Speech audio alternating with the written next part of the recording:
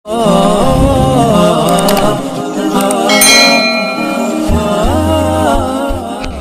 रब्बिल आलमीन। अल्लाहुम्मा सल्लि अला सय्यिदिना मुहम्मद व अला आलि सय्यिदिना मुहम्मदिन व बारिक वसल्लिम। अल्लाहुम्मा सल्लि अला सय्यिदिना मुहम्मद व अला आलि सय्यिदिना मुहम्मदिन व बारिक वसल्लिम। अल्लाहुम्मा सल्लि अला सय्यिदिना मुहम्मद व अला आलि सय्यिदिना मुहम्मदिन व बारिक वसल्लिम। आज जुमातुल मुबारक का दिन है और शहर गोकाक की जामा मस्जिद में हम इस वक्त सब जमा हैं और फरीज़े नमाज जुमा अदा करने के लिए आए हुए हैं। अल्लाह ताला ने हम सबको अपनी कुदरत कामिला से पैदा फरमाया और अल्लाह ताला चाहते ये हैं कि मेरे बंदे मेरी मर्ज़ी के मुताबिक ज़िंदगी गुजारें। जिस तरह से हम लोग कारोबार करते हैं, खेती बाड़ी करते हैं, तिजारत करते हैं, फैक्ट्री और कारखाने चलाते हैं, जॉब और शौक पर बैठते हैं, तो जब हम कोई काम करते हैं तो हम अकेले काम नहीं करते बल्कि चंद लोग मिलकर करते हैं। एक मालिक होता है, कुछ लेबर होते हैं, कुछ मैनेजर होते हैं। तो एक ज़ाब्ता और कानून बनाते हैं कि इतने बजे मशीनरी चालू होंगी, इतने बजे वक्फा होगा, इतने बजे फिर दोबारा चालू होंगी, इतने बजे क्लोज होगी, बंद होंगी। लिहाजा हर आदमी ज़ाब्ते और कानून का पाबंद बने। तो जो उस्ताद स्कूल के अंदर, मदरसे के अंदर वक्त पर हाजिर ना हो वो बेढब समझा जाता है, वो उसको पसंद नहीं किया जाता। इसी तरह कारखाने के अंदर जो मजदूर, जो लेबर वक्त पर हाजिरी ना दे और वक्त पर काम न करे और काम का जो तरीका और सलीका है उसका ख्याल न रखे तो वो आदमी मुजरिम समझा जाता है, बुरा समझा जाता है। चुनांचे कुछ दिन तक तरबियत और इस्लाह की बात करते हैं तो उसके बाद उसको डिस्चार्ज कर देते हैं। तो जब दुनिया में पैदा होने वाला इंसान, दुनिया में आने वाला इंसान अपने मातहती में छोटा मोटा कारोबार लेके चलता है, तिजारत और बिजनेस लेके चलता है, उसके अंदर जो अफराद कार होते हैं, आदमी चाहता है कि इसमें एक नज़्म बाकी रहे, एक तरतीब बाकी रहे, एक कानून के मुताबिक सब काम करें। तो जब दुनिया का गया गुजरा इंसान अपने हल्के असर के अंदर कानून के मुताबिक निज़ाम चलाना चाहता है तो क्या रब्बे कायनात अपने बंदों को किसी कानून का ज़ाब्ता, किसी कानून और ज़ाब्ते का पाबंद बनते हुए देखना नहीं चाहते? तभी तो अल्लाह पाक ने नमाज हमारे लिए एक मुकर्रर वक्त में तय फरमाई है। ज़ोहर का वक्त अलग, असर का वक्त अलग, मगरिब का अलग, इशा और फजर का अलग। इसी तरह ज़कात साल में अदा की जाती है, रमज़ान के रोज़े ख़ास महीने में अदा की जाते हैं, तो महीने भी याद रखो, तारीखें भी याद रखो, हज के अय्याम भी याद रखो। जी, हज की रातों की और दिन की जो फजीलत है और अशरे हज की जो फजीलत है, कोई आदमी अगर वो अमल जो अशरे हज में किया जाता है अगर एक महीना मुसलसल करते रहे तो भी वो सवाब उसको नहीं मिल सकता। इसलिए कि अय्याम हज भी मखसूस, उसके मकामात भी मखसूस, उसके अमाल भी मखसूस। जो जमरात हैं, जहाँ कंकरी मारी जाती है शैतान को, जी, तो 10वीं ज़िलहिज्जा, 11वीं ज़िलहिज्जा और 12वीं ज़िलहिज्जा 3 दिन कंकरियाँ मारी जाती हैं और हर एक कंकरी पर इतना बड़ा गुनाह अल्लाह माफ़ फरमाते हैं जो जहन्नम में ले जाने के लिए काफ़ी था। अब अगर कोई सोचे यार इतने बड़े बड़े गुनाह माफ़ होते हैं, मैंने भी बहुत बड़े बड़े गुनाह कर रखे हैं, तो चलो मैं भी मई जून के महीने में ज़रा फैक्ट्री की, कंपनी की छुट्टी होगी तो मैं भी ज़रा कंकरी मार के आता हूँ और बजाय 1 के 10-12 मार के आता हूँ। तो 1 लाख भी मारेंगे तो भी सवाब नहीं मिलेगा। क्यों? इसलिए कि वो मारने का वक्त भी तय, वो दिन भी तय, वो महीना भी तय। मालूम हुआ कि इंसान दुनिया में पाबंदी और ज़ाब्ता और कानून के तहत ज़िंदगी गुजारना चाहता है। अल्लाह रब्बुल इज़्ज़त ने भी इसके ऊपर ज़ाब्ते और कानून नाफिज फरमाए। बंदे को चाहिए कि उन कानूनों के मुताबिक, ज़ाब्ते के मुताबिक ज़िंदगी गुजारे। उन ज़ाब्ते और कानूनों को अगर हम 2 लफ्ज़ों में कहें तो पूरे दीन की तारीफ़ ये बनती है, पूरे दीन इस्लाम की और शरीयत की तारीफ़ ये बनती है कि इंसान पैदा हुआ है इसलिए ताकि अल्लाह की मोहब्बत और मारिफत को हासिल करें। और अल्लाह रब्बुल इज़्ज़त ने मोहब्बत और मारिफत हासिल करने के लिए दो रास्ते बनाए हैं, एक है अवामिर और दूसरा है नवाही। अवामिर पर अमल करें और नवाही से बचें। करने के जो काम है उनको करें, करने के जो काम है उनको करें, और जो काम न करने के हैं उनसे बचें। बस ये है दीन इस्लाम। जो बंदा इन दोनों रास्तों पर चलकर जाएगा, अल्लाह ताला अपनी मोहब्बत और मारिफत की मंजिल पे पहुंचा देंगे। अल्लाह ताला अपनी मोहब्बत और मारिफत की मंजिल पे पहुंचा देंगे। सवाल ये पैदा होता है, अल्लाह ने जो करने के काम कहे हैं वो करें, और बचने के और न करने के काम जो कहे हैं उनसे बचें। ठीक है, करेंगे। तो फिर ये जो हम लोग रात दिन मेहनत करते हैं खेती बाड़ी में, खाने पीने में, घर बनाने में, ये सब क्या है? तो इसको दोस्तों समझ लो अच्छी तरह से। एक होता है मकसद, एक होता है मकसद, और एक होता है मकसद तक पहुंचने का एक जरिया। ठीक, एयरपोर्ट चाहे जितना खूबसूरत हो, हवाई जहाज चाहे जितना खूबसूरत हो, रेलवे स्टेशन चाहे जितना खूबसूरत हो, ट्रेन चाहे जितनी आरामदेह खूबसूरत हो, लेकिन ये मकसद कभी नहीं हो सकते। ये मकसद तक पहुंचने के जरिए हैं। कोई आदमी गोवा एयरपोर्ट पर, बेलगाम एयरपोर्ट पर, बम्बई एयरपोर्ट पर जाए और यूं कहे कि यार ये तो बहुत खूबसूरत है, ऐसा तो मेरे पूरे गांव के अंदर एक भी घर नहीं है किसी का, तो बस मैं तो यहीं रहूंगा। ना वहां कोई रहने देगा, और जो रहने का इरादा करेगा वो बेवकूफ। जी, इसलिए कि ये एयरपोर्ट, ये रेलवे स्टेशन, ये फ्लाइट की खूबसूरती और ये ट्रेन की आरामदेह होना और खूबसूरत होना, ये मकसद नहीं है, ये मकसद तक पहुंचने का जरिया है। तो कोई आदमी जरिए को अगर मकसद बनाना चाहे, बेवकूफ। जरिए को मकसद नहीं बनाया जाता, मकसद तो मकसद होता अपनी जगह। तो हम दुनिया में आए हैं, दुनिया में रहते हुए अल्लाह ताला की मोहब्बत और मकसद को हमें हासिल करना है, मारिफत को हासिल करना है, और दुनिया उसके लिए जरिया है। तो इस जरिए को जरिए के तौर पर उसकी अहमियत दें हम।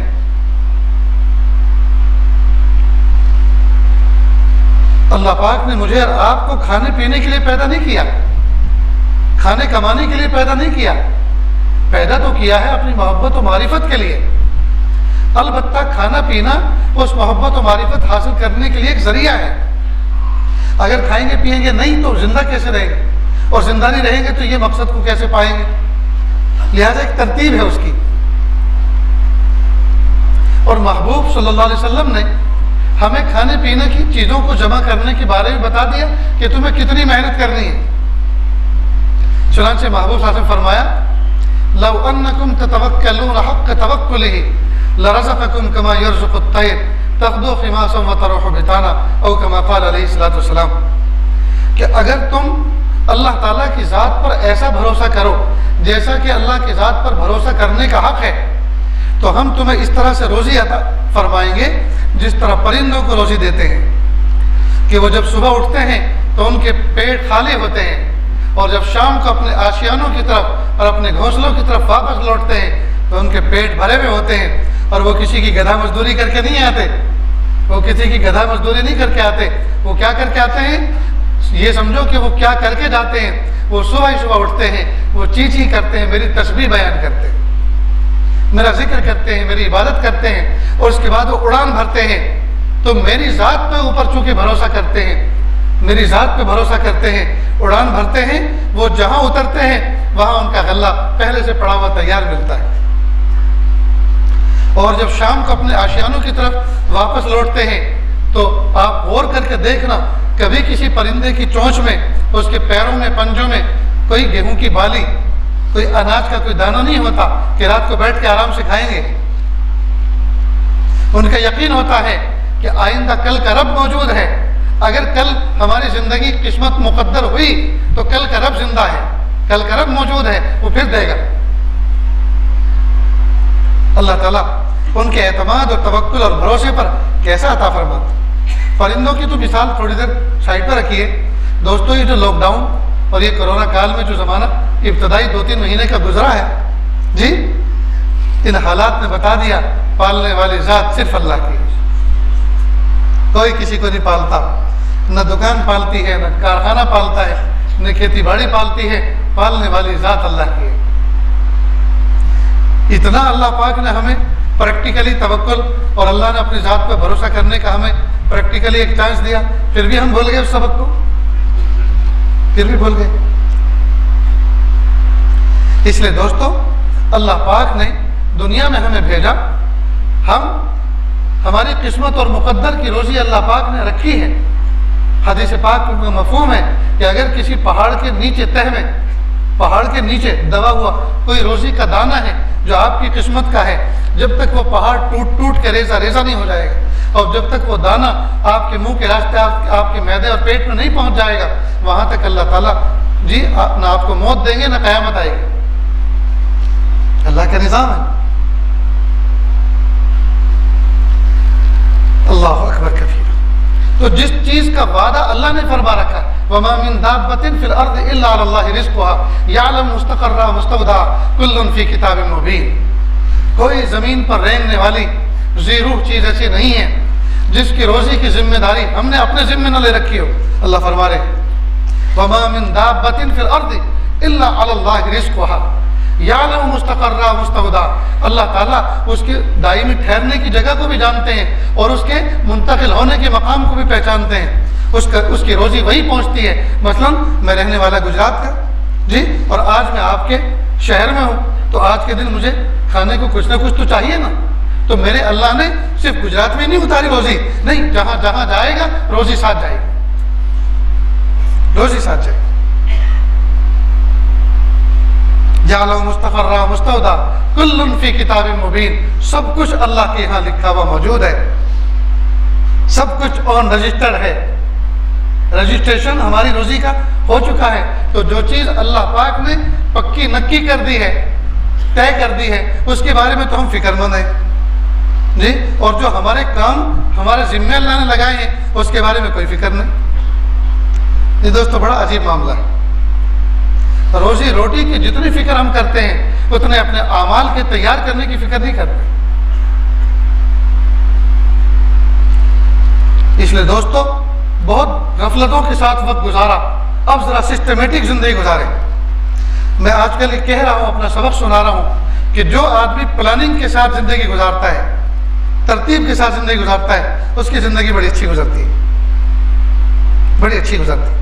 मिसाल के तौर पर आपको बेलगाम जाना है, आपको कोल्हापुर जाना है, आपको बंबई जाना है, तो जाने के लिए आदमी तरतीब बनाता है, भाई मुझे 5 दिन के लिए जाना है, 10 दिन के लिए जाना, तो 5 जोड़ी कपड़े, और कपड़े भी पूरा सेट के साथ, पाजामा, बनियान, टोपी, कुर्ता, पूरा एक सेट परहेज किया हुआ। इसी तरह अगर कोई दवाई इस्तेमाल करते हैं तो वो दवाई मिकदार में जितने दिन ठहरना है उससे 2-5 दिन ज़्यादा हो सकता है ठहरना पड़े, टिकट कैंसिल हो जाए, और हो सकता है ये दवाई वहाँ न मिलती हो तो दवाई लेकर जाए। पैसे भी वाफिर मिकदार में, ज़रूरत से कुछ ज़्यादा लेकर चले, इसलिए कि सफ़र के खर्चे हज़र के मुकाबले में ज़्यादा होते हैं। तो दवाई की किट साथ में रखता है, हजामत के सामान बना के रखता है, कपड़े धुले धुलाई साथ में रखता है, और पैसे वाफिर मिकदार में, और टिकट कन्फर्म। तो जो आदमी पूरी प्लानिंग के साथ सफ़र करता है, बैग पैक करके रखता है, खाने पीने का तोशा साथ में रखता है, मत पूछो, सफ़र इंजॉय करते करते, मज़े करते करते वो सफ़र गुजारता है। और जो आदमी सफ़र पे अचानक निकल पड़ता है, कपड़े भी अधूरे और वो भी बगैर धुले हुए, और धुले हुए हैं तो परहेज नहीं की हुई, और दवाई भी पूरी पूरी नहीं, और पैसे भी बहुत कम हैं, और टिकट भी कंफर्म नहीं है, तो मत पूछो सफ़र में कितनी सौबत और तकलीफ वो बंदा उठाता है। जो लोग जमात में जाते हैं, जो तरतीब के साथ जाते हैं, हर चीज़ सलीके से लेके जाते हैं, सुभान अल्लाह, अल्लाह के रास्ते का लुत्फ पाते हैं, उस रास्ते के मज़ा पाते हैं। और जो प्लानिंग के साथ नहीं काम करते, अंधाधुंध करते हैं, वो परेशान रहते हैं। ठीक बिल्कुल इसी तरह हम अपने अमाल की भी प्लानिंग करें, हम अपने निज़ाम की भी प्लानिंग करें।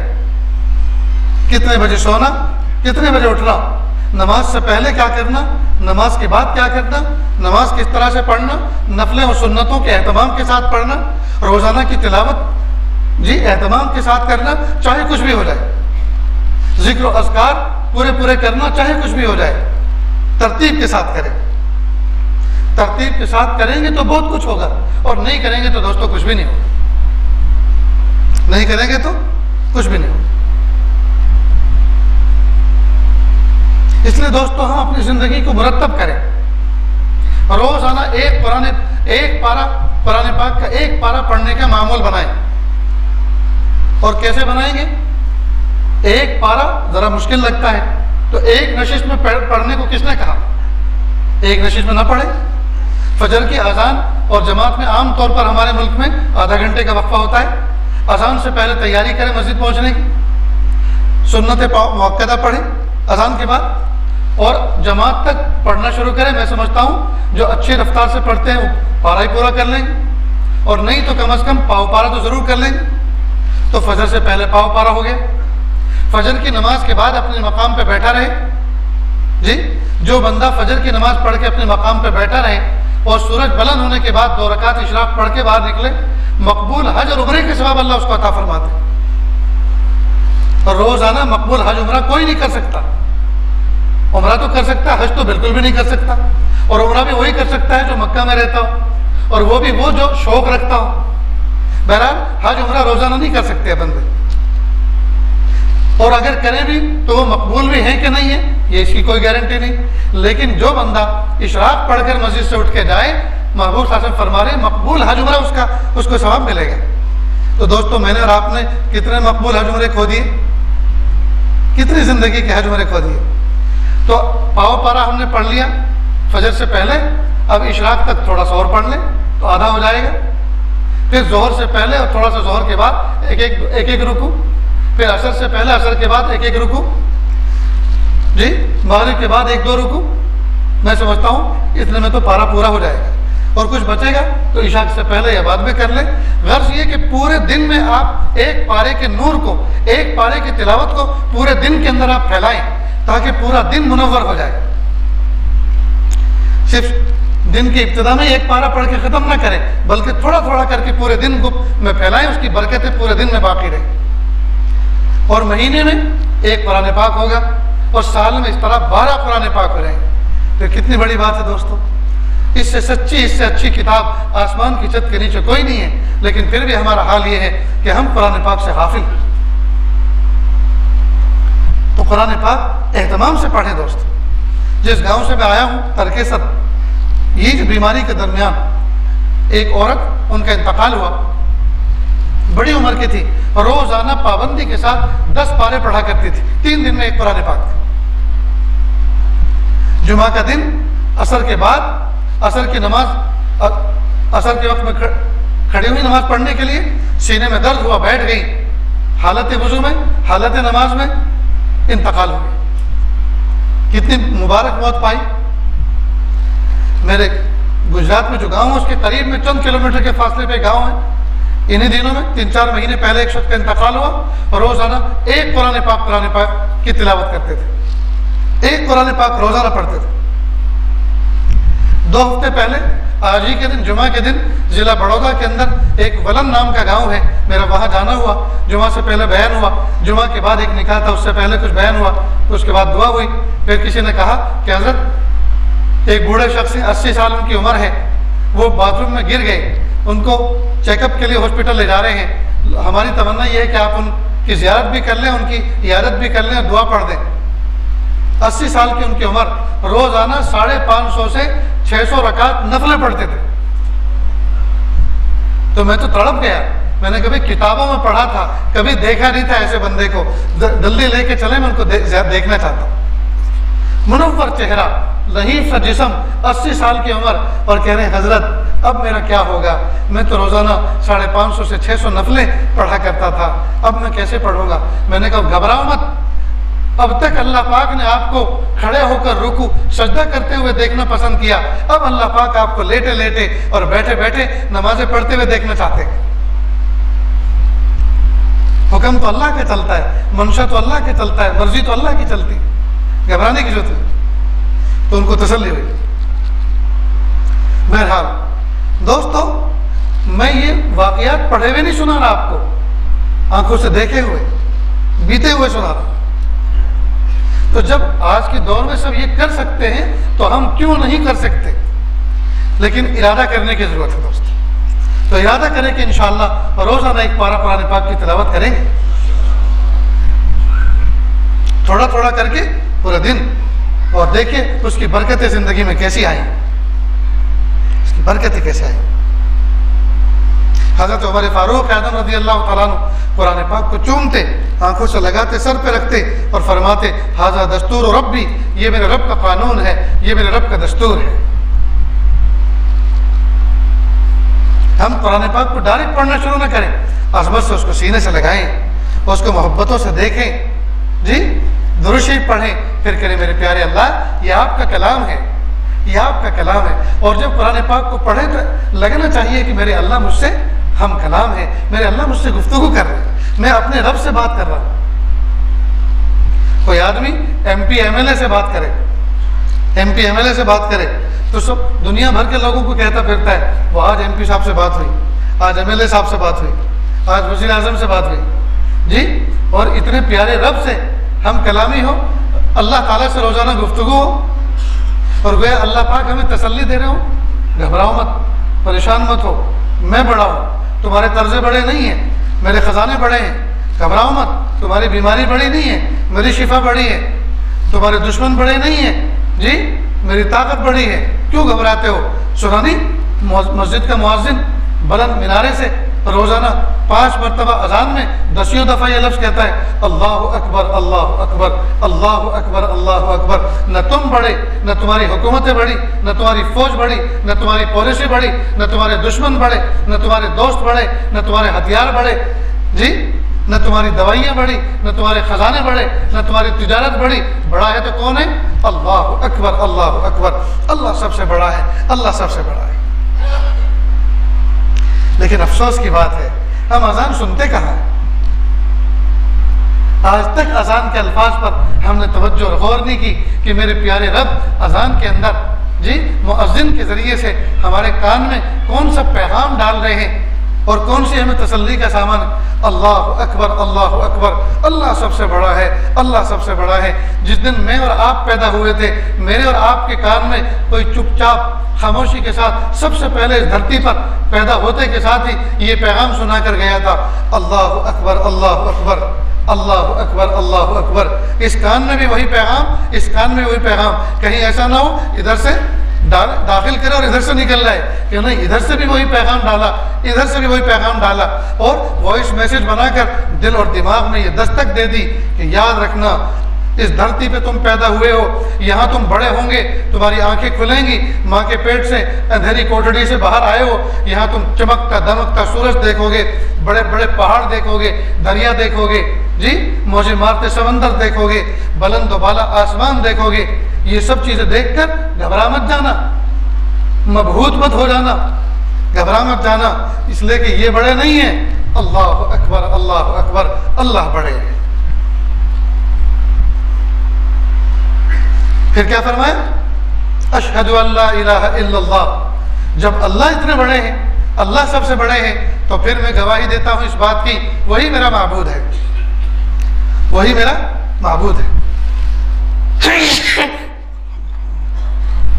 वही मेरा माबूद है।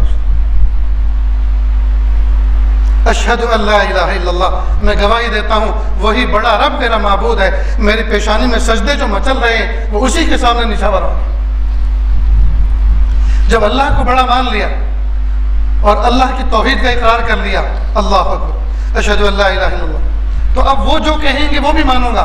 तो कहा, अल्लाह ने कहा मान लो अशहदु अन्ना मुहम्मदुर रसूलुल्लाह, बेशक मोहम्मद सल्लल्लाहु अलैहि वसल्लम मेरे भेजे हुए रसूल हैं, इनकी भी गवाही दो कि प्यारे अल्लाह जब आपको मान लिया तो आपके रसूल को भी मान लिया।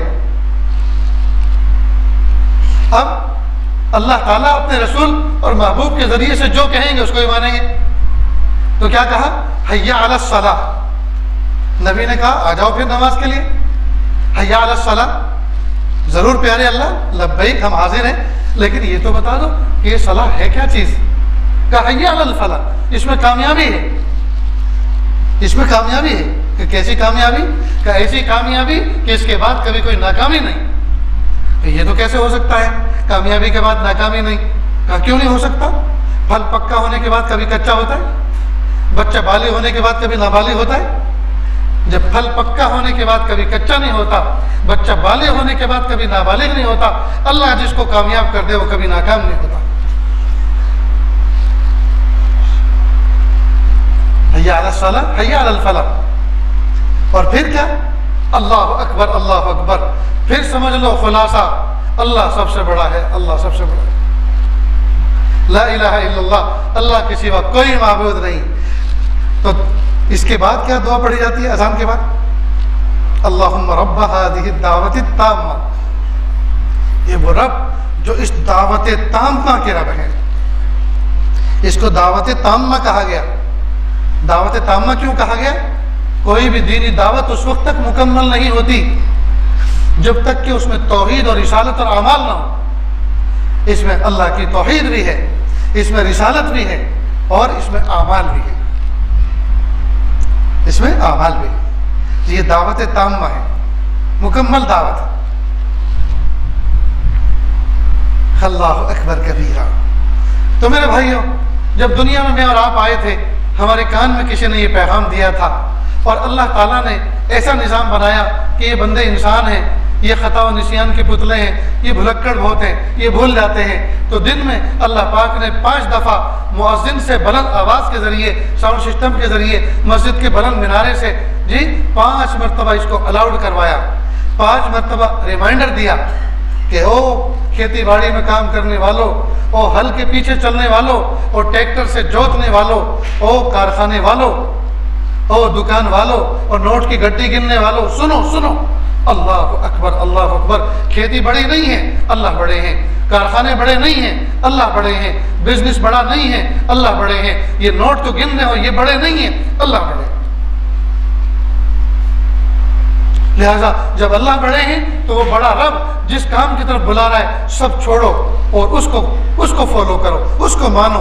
फिर देखो अल्लाह उसकी बरकतें कैसी छमछम बरसती, उसकी रहमतें तुम पे कैसी बरसती। मेरे भाइयों, हम तो ऐसे गाफिल हो गए हैं अल्लाह ताला के पैगाम से। ना तो हम अजान की तरफ तवज्जो दे रहे हैं, ना हम नमाज के अहकाम की तरफ तवज्जो दे रहे हैं, और ना ही हम अल्लाह ताला की दावत पर लब्बैक कह रहे हैं। बस पैसा हो चाहे जैसा हो, हाय पैसा, पैसा हो चाहे जैसा हो, हलाल हो हराम हो चलेगा, बस पैसा होना चाहिए।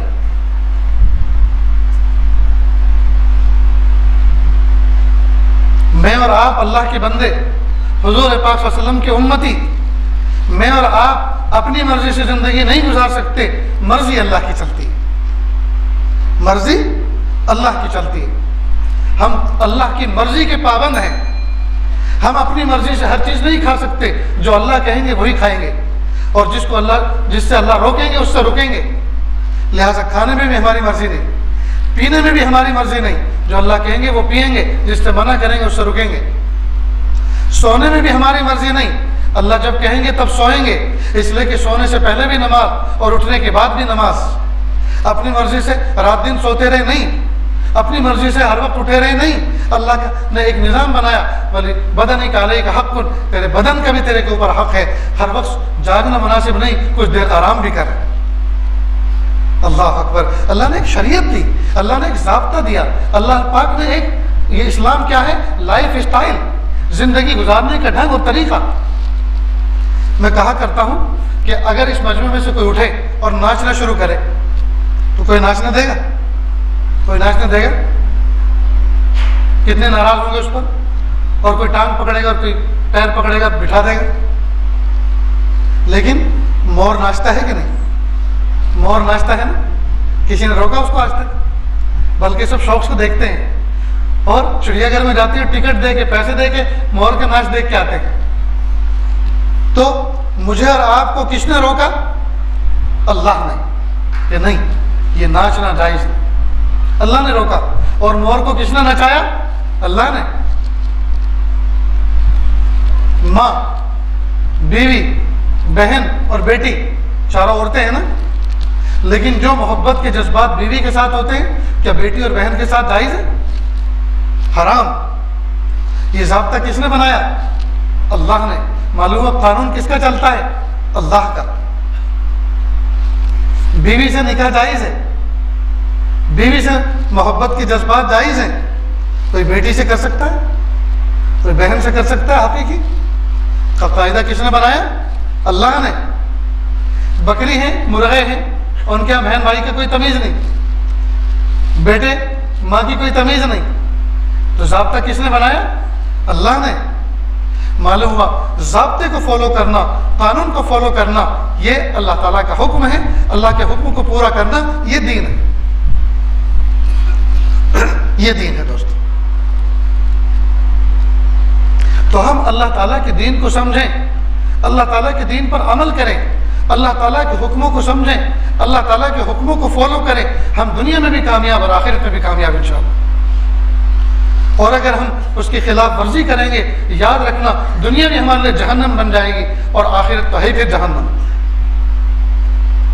इसलिए दोस्तों, मोहब्बतों के साथ, इखलास के साथ, पाबंदी के साथ और बोझ न समझकर अल्लाह ताला के हुक्मों को फॉलो करें, अल्लाह ताला के हुक्मों पर अमल करें।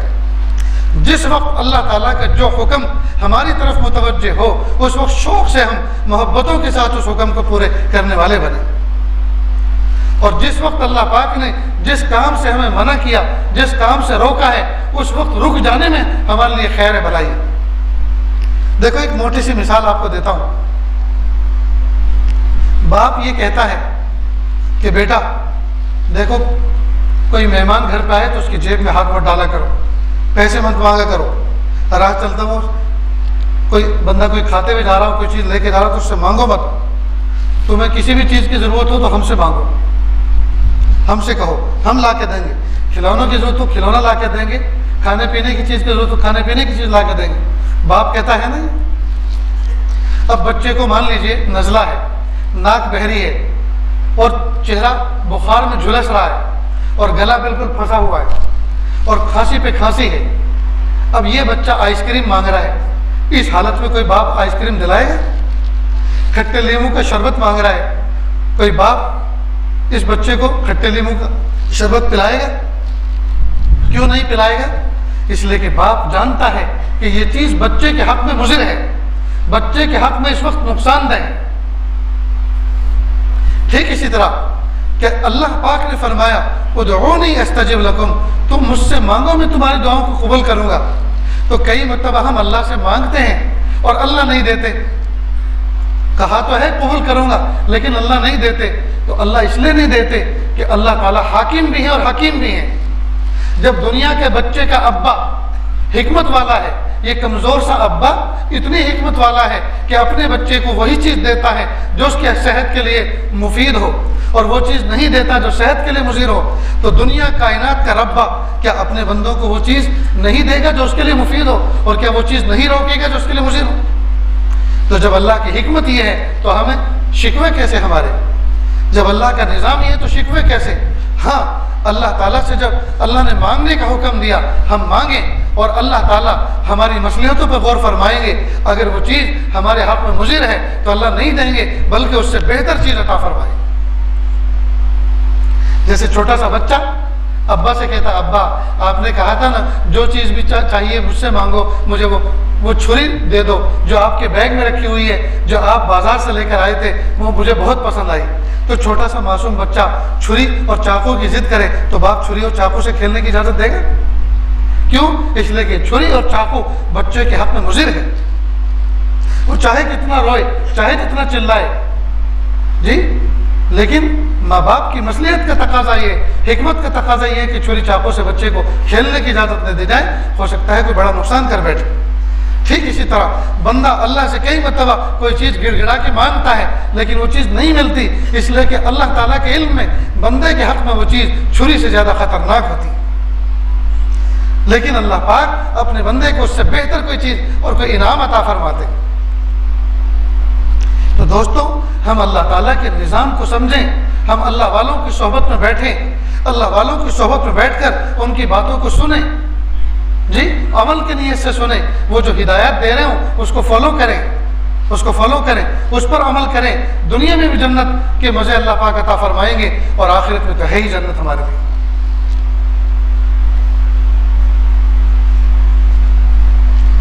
अजीब बात है, जब से ये सेलफोन, जब से इंटरनेट, जब से ये व्हाट्सएप, जब से इंस्टाग्राम, जब से ये फेसबुक, ये दुनिया भर की खुराफात ईजाद हुई हैं, न माँ को फुर्सत है, न बाप को फुर्सत है, न बच्चों को फुर्सत है, न भाई बहनों को आपस में फुर्सत है। हर आदमी प्राइवेट लिमिटेड बना हुआ है, एक इस कोने में, एक उस कोने में, एक उस कोने में, एक उस कोने में जी। 4-4, 5-5 दोस्त एक साथ बैठे हुए हैं किसी जगह, लेकिन सब इज्तिमाई शान में इनफरादी तौर पर बैठे हुए, मुज्तमा होने के बावजूद मुनफरिद हैं। इज्तिमाइयत भी इनफरादी शक्ल जो है शान पेश कर रही है। हर आदमी अपने अपने फोन में लगा है, अपने अपने साथ दोस्त के साथ जुड़ा हुआ है। दोस्तों, कब तक इस तरह से जिंदगी गुजरेगी? हम अपने घर को संभालें, कुछ वक्त निकालें और कुछ वक्त अपने घर के अंदर ज़ाब्ता बनाएं। ये बच्चों, 10 बजे के बाद कोई फ़ोन इस्तेमाल नहीं होगा, कोई डेटा यूज़ नहीं होगा, इंटरनेट डेटा उड़ा दिया जाएगा, बंद करो। और जो अनमैरिड बच्चे हैं वो अम्मी अब्बा के रूम में 10 बजे से पहले पहले अपने फ़ोन जमा कराएं, फजर के बाद मिलेंगे। इसलिए कि ये बच्चे माँ बाप के सोने का इंतज़ार करते हैं और जहाँ वो सोते हैं और ये फिर अपने दोस्तों के साथ में चैटिंग और सेटिंग में लग जाते हैं। और फिर इनकी रात कब होती है? जब अम्मी अब्बा तहज्जुद में उठने वाले होते हैं, उस वक्त जल्दी जल्दी इसका डेटा ऑफ करके और फिर सोते हैं, जैसे कि बच्चे कब से थके हुए सो रहे हैं। ये माँ बाप को बेवकूफ़ बनाया जा रहा है। इसलिए हम आज के दौर में हर माँ बाप की जिम्मेदारी अपने बच्चों की जी बहुत ज़्यादा बढ़ चुकी है कि हम इनकी तरबियत पर पूरी पूरी नज़र रखें, इनको स्टॉपर लगाकर दरवाज़ा बंद करके अकेले न सोने दें। इसलिए कि अकेले सोएंगे ये नंगी नंगी फिल्में देखेंगे, ये न जाने किसके साथ में ये वीडियो पर बात करेंगे, उनके कपड़े उतरवाएंगे, ये हराम लज्जतें लेंगे, बाप की हलाल कमाई से इंटरनेट पैकेज डाल के जहन्नम का जी जाने का पूरा रास्ता हल करेंगे, आसान करेंगे। अल्लाह हमारी हम सब के हमारी नस्लों की हिफाजत फरमाए। इसलिए बच्चों को दरवाज़ा बंद करके और लाइट ऑफ करके सोने की इजाज़त मत दो। लाइट ऑफ करना मसनून है। अल्लाह के नबी सल्लल्लाहु अलैहि वसल्लम चराग गुल करके सोया करते थे, लेकिन ये सुन्नत उन लोगों के लिए है जो शादीशुदा हैं। जो गैर शादीशुदा हैं वो कोशिश करें उन बच्चों को खुली लाइट में सुलाने की आदत डालें। इसलिए कि अंधेरा नौजवान बच्चों को खुद दावत गुनाह देता है। अंधेरा होते के साथ ही न जाने क्या क्या तस्वुर आने शुरू होते हैं और आदमी अपने आप को अकेला समझकर बहुत से गुनाहों का शिकार होता है।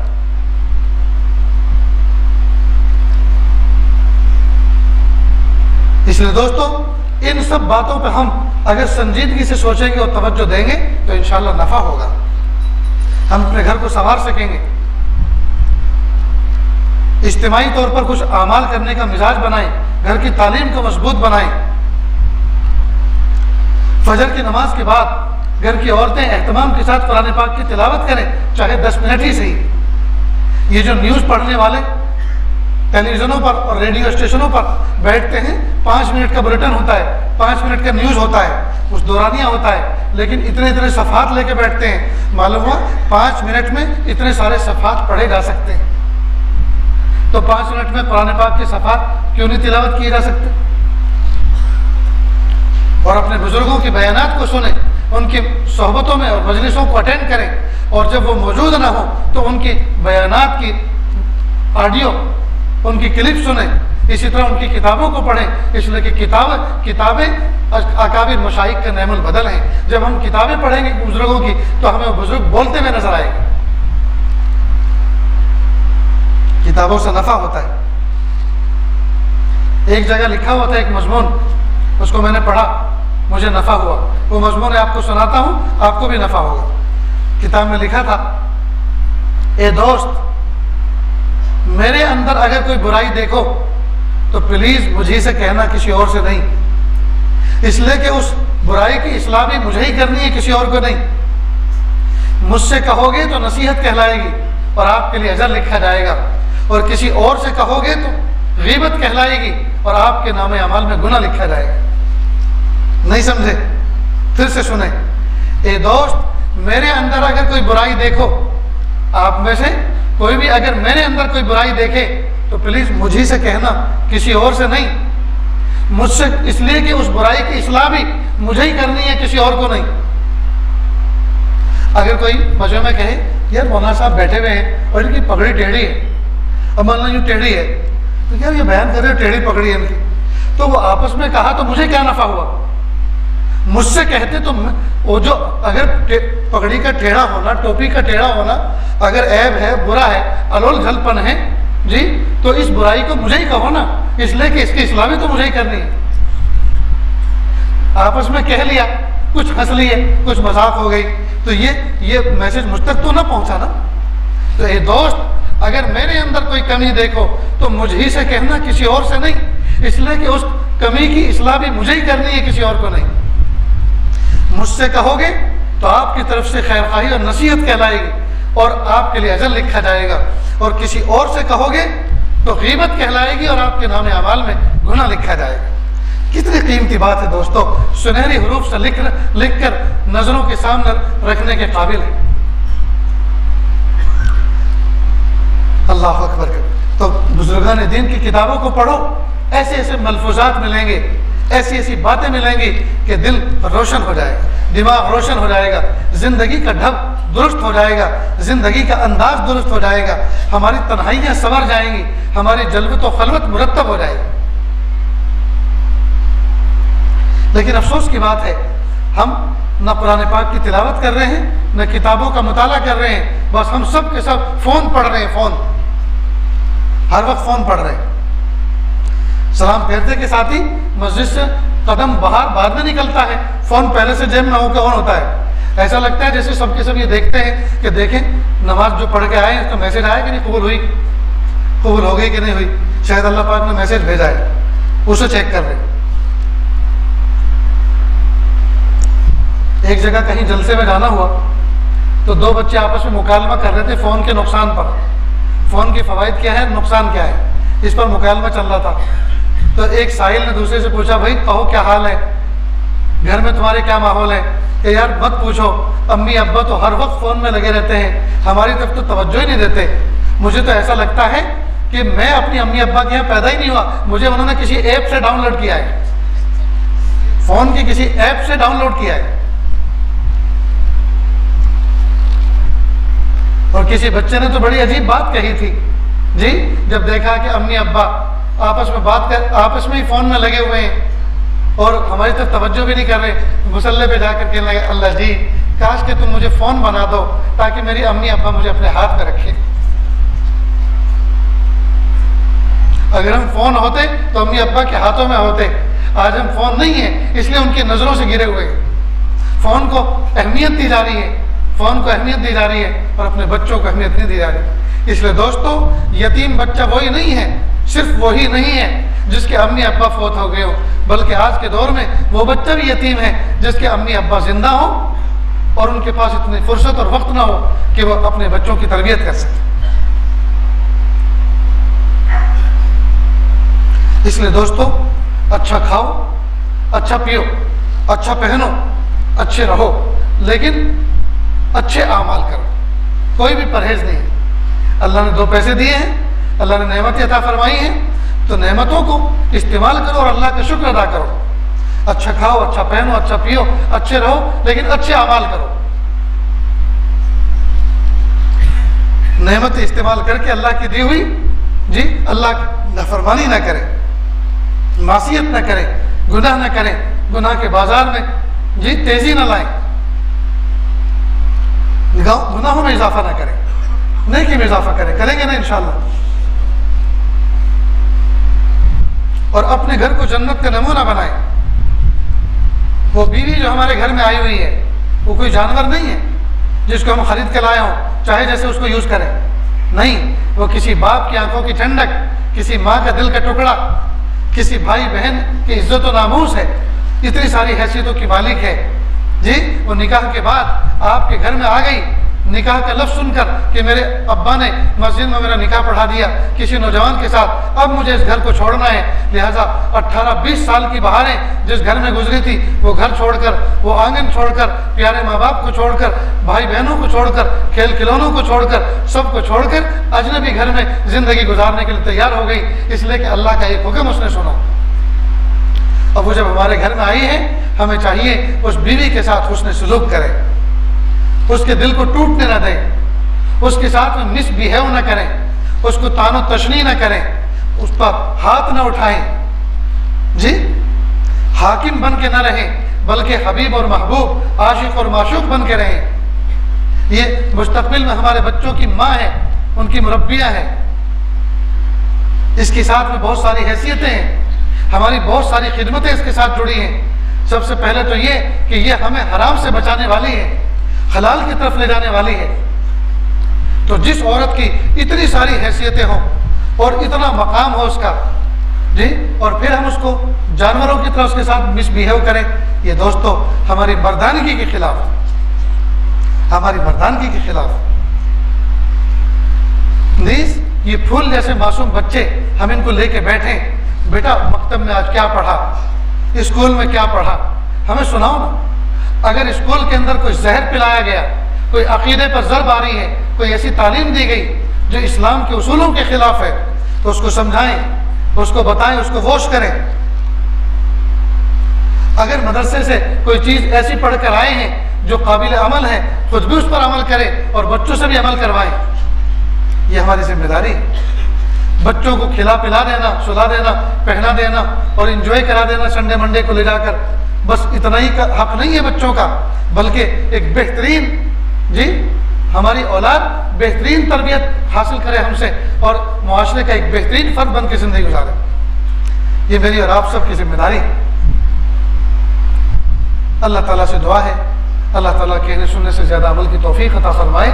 व आखिर दावाना अनिल हम्दुलिल्लाहि रब्बिल आलमीन। सुन्नतें पढ़ें, सुन्नतें पढ़ें।